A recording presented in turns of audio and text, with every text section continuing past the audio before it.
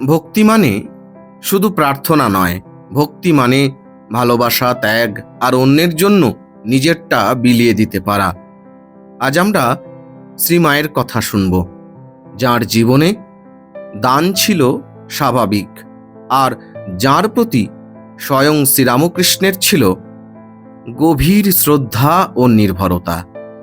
শ্রীরামকৃষ্ণের কাছে ভক্তেরা যেসব ফলমূল দিত, তিনি সেসব নহবতে শ্রীমায়ের কাছে পাঠিয়ে দিতেন। মা আনন্দে সেসব সবাইকে খাইয়ে দিতেন। তিনি বরাবরই এ ব্যাপারে মুক্ত হস্ত ছিলেন।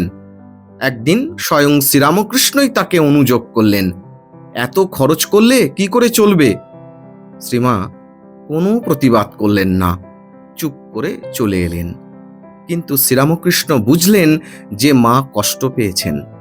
সঙ্গে সঙ্গে ভাতুষপুত্র রামলালকে বললেন, ওরে রামলাল, যা তোর খুড়িকে গিয়ে শান্ত কর। ও রাগ করলে নিজেকে দেখিয়ে এর সব নষ্ট হয়ে যাবে।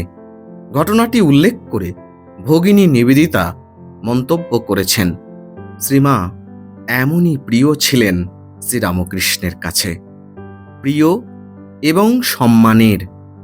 দেখুন, এই ঘটনাটি আমাদের শেখায় সত্যিকারের মহত্ব কখনোই নিজের জন্য জমাতে চান না, সে অন্যের মধ্যে বিলিয়ে দিতে চায়। শ্রীমা আমাদের দেখিয়ে গেছেন, দান মানে শুধু দেওয়া নয়, দান মানে মানুষের পাশে দাঁড়ানো। আর শ্রীরামকৃষ্ণ আমাদের শেখান, ভালোবাসা মানে শুধু স্নেহ নয়, সম্মানও।